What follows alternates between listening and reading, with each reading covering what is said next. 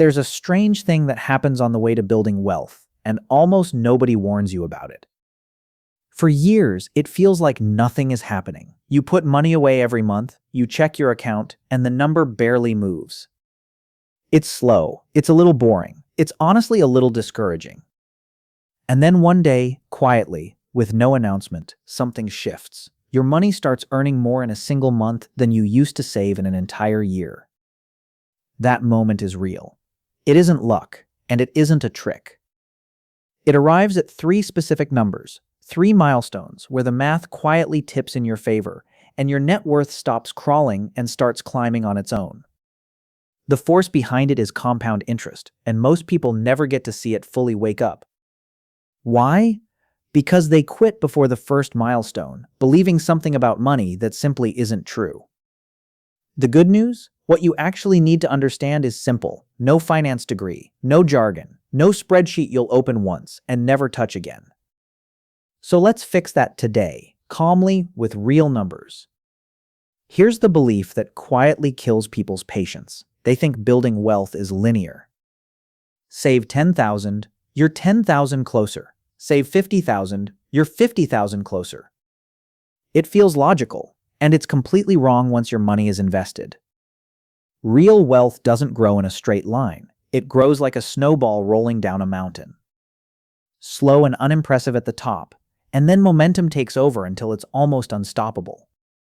There are 3 points on that mountain where the snowball picks up so much speed that everything changes. The first is $100,000. The second is around $650,000, and the third is $1 million. And here's the first surprise, the one that changes how you'll see this entire journey. Reaching 100,000 does not mean you're 10% of the way to $1 million. You're much further along than that. Let me show you exactly why. Let's use one simple example the whole way through. Say you invest $500 a month. That's about $125 a week, the cost of a few dinners out, or the subscriptions you forgot you were even paying for. We'll assume a 7% average annual return, which is actually conservative compared to the long-run history of the stock market. At that pace, it takes roughly 7 years and 9 months to reach your first $100,000. I know, 7 years sounds like forever when you're standing at the start, but think back for a second. 7 years ago, were you the same person you are today? Time passes either way.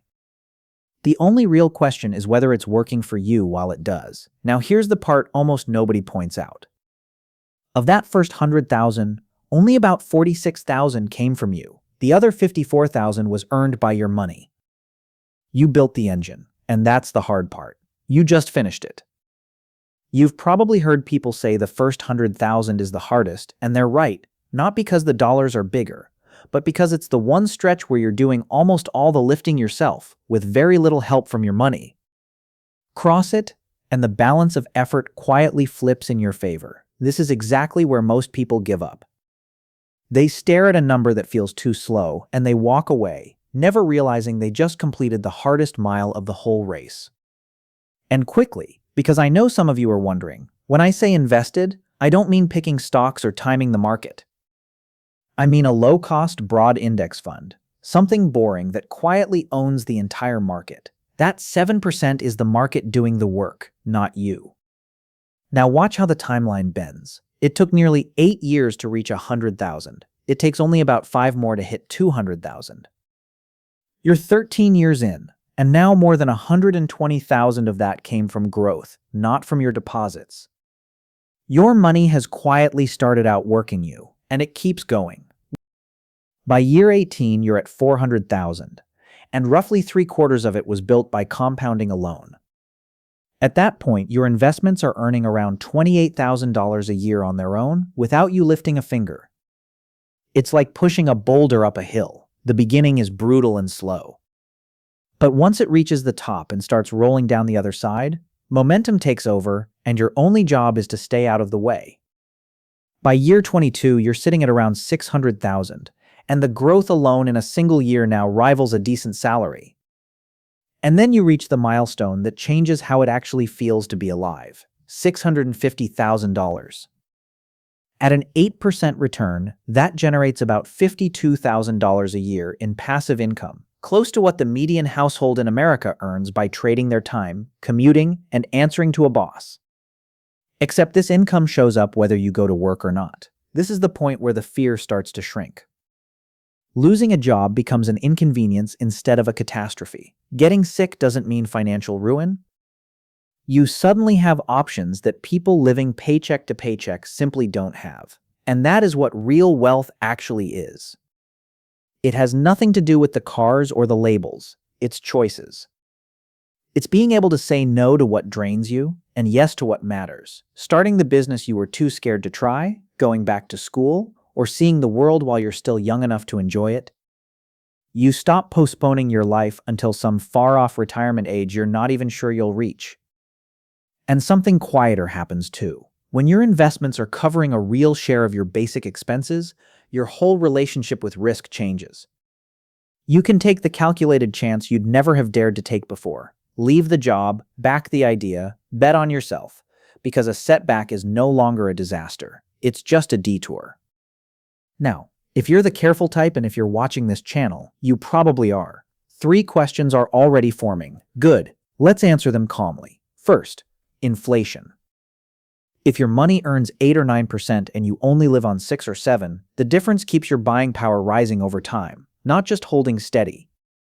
Second, market crashes. Here's the part that feels backwards. If you're still investing every month, crashes actually help you.